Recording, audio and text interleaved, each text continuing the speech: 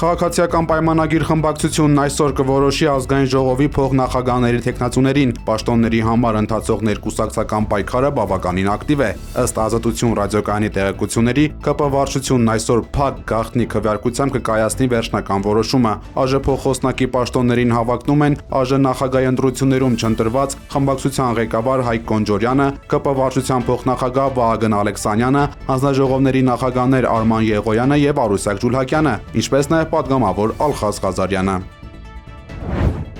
Առաջին խումբ հարցերը ուղղված են ուժեղ Սահմանադրական դատարանի դատավոր Երվանդ Խունդկարյանը ուժեղ Հայաստան դաշինքի ներկայացուցիչ Արամ Վարդևանյանին անվավեր քվեաթերթիկների աննախադեպ աճի եւ ապրիլի 7-ին ընդունված օրենսդրական փոփոխությունների վերաբերյալ հարց է տվել, հետաքրքրվելով թե արդյոք առկա են հստակ ուսումնասիրություններ, որոնք կփաստեն, որ քվեաթերթիկների լրացման կարգի փոփոխություններն են հանգեցրել անվավեր քվեաթերթիկների աճին։ Ի պատասխան Արամ Վարդևանյանը նշել է, որ փոփոխությունների եւ անվավեր քվեաթերթիկների միջև պատճառ-հետևանքային կապը ակնհայտ է, սակայն կենտրոնական ընտրական հանձնաժողովը չի վարել դրանց դասակարգում ըստ անվավերության պատճառների։ Վարդևանյանը հավելել է, որ իր սկզբանե հայտարարված 17097 անվավեր քվեաթերթիկների թիվը հետագայում փոխվել է եւ իրենք պահանջել են վերահաշվարկել բոլոր տեղամասերի անվավեր քվեաթերթիկները ընտրական գործընթացի նկատմամբ վստահությունը վերականգնելու համար։ Միջազգային իրավապաշտպան Ռոբերտ Ամստերդամը հայտարարել է, որ Եվրոպական միությունը կարող է իրավական պատասխանատվության ենթարկվել Հայաստանում ժողովրդավարական ինստիտուտների խարխլմանը նպաստելու եւ գործող իշխանություններին անվերապահ աջակցություն ցուցաբերելու համար։ Եվրոպական հանձնաժողովի նախագահ Ուրսուլա ֆոն դեր Լեյենին հասցեագրված նամակում փաստաբանական ընկերությունը պնդել է, որ Բրյուսելը Երևանում աչք է փակել զանգվածային քաղաքական ձերբակալությունների, հայ առաքելական եկեղեցու դեմ իրականացվող արշավի եւ ընտրակեղծիքների վրա, միաժամանակ Հայաստանը ներկայացնելով որպես ժողովրդավարության հաջողության պատմություն։ Ըստ Ռոբերտ Ամստերդամի, ԵՄ-ն հրաժարվել է գործել որպես չեզոք դիտորդ եւ նախընտրել է դաշնակցել մի կառավարության հետ, որը թիրախավորում է քննադատներին ու թուլացնում ժողովրդավարական երաշխիքները։ Իրավապաշտպանը շեշտել է, որ Բրյուսելի այս գործելավոճը վնասում է իրավունքի գերակայությանը եւ կրկնակի ստանդարտների կիրառմամբ վտանգում Հայաստանի պետականությունը։ Այս համատեքստում ուժեղ Հայաստան կուսակցության ներկայացուցիչ Արամ Վարդևանյանը անդրադառնալով ընտրությունների արդյունքների վիճարկման գործընթացին, ընդգծել է, որ հիմնարար խնդիր է մնում սահմանադրական դատարանի անկախության հարցը, քանի որ այն պետք է պահպանի քաղաքական չեզոքություն անկախ միջազգային դերակատարների աջակցությունից։ Ամստերդամի խոսքով, չնայած միջազգային լայնածավալ աջակցությանը, Նիկոլ Փաշինյանի կառավարությանը չի հաջողվել ստանալ ընտրողների մեծամասնության քվեն, ինչը վկայում է իշխանության նկատմամբ հանրային վստահության բացակայության մասին։ Потому что еще в прошлом году без всякого влияния со стороны России. Ռուսաստանի փոխարտգործնախարար Միխայել Գալուզինը հայտարարել է, որ Մոսկվայի համար անընդունելի է այն իրավիճակը, երբ Հայաստանը պաշտոնապես հայտարարում եւ օրենսդրորեն ամրագրում է ԵՄ-ին անդամակցելու իր ձգտումները, միաժամանակ շարունակելով օգտվել ԵԱՏՄ անդամակցության բոլոր առավելություններից։ ԵԱՏՄ-ից Հայաստանի հնարավոր կացեցման ընթացակարգերի մասին խոսելիս Գալուզինը հիշեցրել է, որ ԵԱՏՄ ղեկավարները հանձնարարել են զեկույց պատրաստել, որում կգնահատվեն Հայաստանի ԵԱՏՄ-ին անդամակցության գործողության հնարավոր կացեցման հետևանքները եւ հավելել է, որ փորձագետները կուսումնասիրեն ինչպես տնտեսական, այնպես էլ իրավական կողմերը։ Գալուզինը հորդորել է սպասել փորձագետների աշխատանքի արդյունքներին։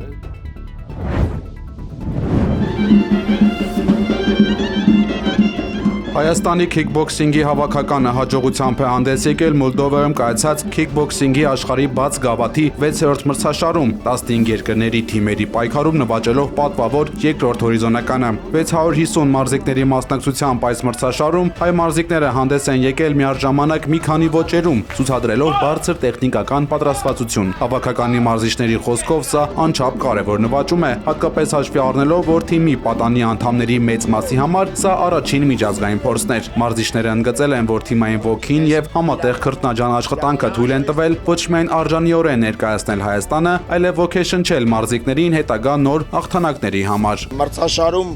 մենք գրավել ենք պատվավոր երկրորդ հորիզոնականը, այսինքն Մոլդովան եղել է առաջին տեղը, դե պարզավոր իրանց երկրում է, իրանց մասնակիցները ավելի շատ են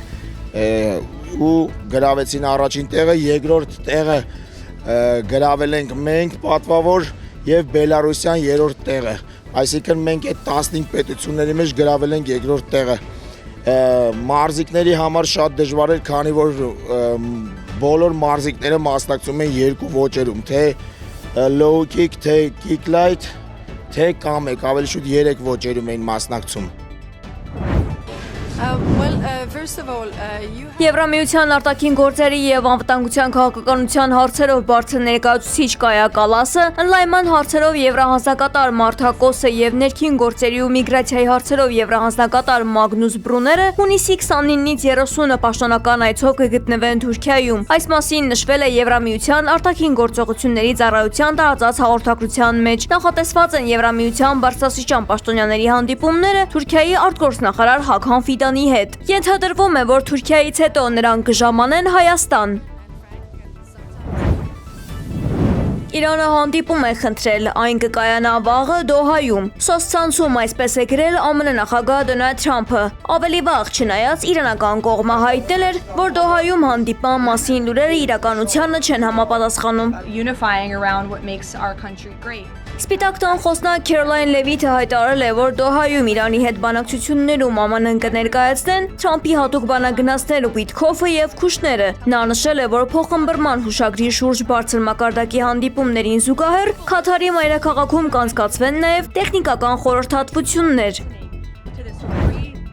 Իրանի նախագահ Մասուդ Փեզեշքյանը հայտնել է իրանական 6 միլիարդ դոլարի ակտիվների ապասառեցման մասին։ Ըստ ԻՌՆԱ գործակալության, Կատարում գտնվող իրանական 12 միլիարդ դոլարի ընդհանուր գումարից 6 միլիարդ դոլարը ապասառեցվելու է եւ վերադարձվելու է։ Այդ միջոցների մնացած մասը վերադարձնելու աշխատանքները նույնպես շարունակվում են, հայտարարել է Իրանի նախագահը։ Մասուդ Փեզեշքյանը Իրանի եւ ԱՄՆ-ի միջև վերջերս կնքված համաձայնագիրը որակել է որպես Իրանի ժողովրդի համար կարևոր ձեռքբերում եւ նշել, որ դրա շրջանակներում հանվել են պատժամիջոցները նավթի եւ նավթաքիմիական ոլորտներում։ Բելարուսի նախագահ Ալեքսանդր Լուկաշենկոն Վլադիմիր Պուտինի հետ հանդիպումից հետո ուղևորվել է Չինաստան Ուկրաինայի հետ տիրող լարվածության ֆոնին։ Սի Ցինփինը հայտարարել է, որ Չինաստանը աջակցում է Մինսկի ինքնիշխանությանը եւ պատրաստ է իր հնարավորությունների սահմանում շարունակել օգնել Բելարուսի զարգացմանն ու շինարարությանը։ Չինաստանի ղեկավարը շեշտել է, որ երկու երկրները պետք է պահպանեն ռազմավարական փոխգործակցությունը եւ նպաստեն երկկողմ հարաբերությունների բարձր մակարդակի հետագա զարգացմանը։ Այս զարգացումներին զուգահեռ Բելարուսի փոխարտգործնախարարը զգուշացրել է, որ Արևմուտքը հստակ գիտակցում է միութենական պետության վրա ցանկացած հարձակում կհանգեցնի անհապաղ պատասխանի եւ ծանր հետևանքների։ Նրա խոսքով Մինսկը այժմ փորձում է համոզել Արևմտյան Եվրոպային եւ ԱՄՆ-ին վերականգնել երկխոսությունը լայնամասշտաբ հակամարտությունը կանխելու նպատակով։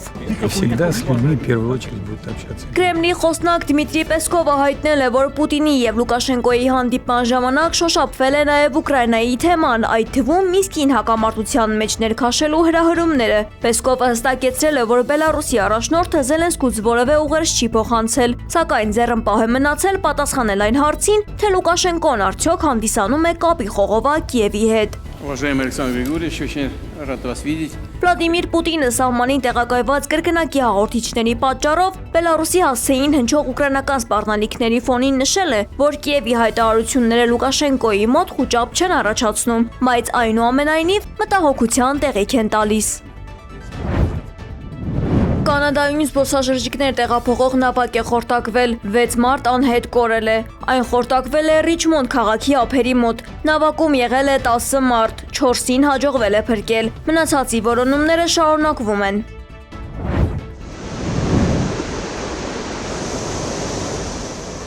Հնդկաստանի հյուսիս-արևելքում մուսոնային տեղատարափների ու սողանքների հետևանքով տուժել է ավելի քան 22,000 մարդ։ Ջրի տակ է անցել 96 գյուղ, իսկ 1600 հեկտարից ավելի գյուղատնտեսական հողատարածքներ ծածկված են ջրով։ Դեռևս հայտնի է 3 զոհի մասին։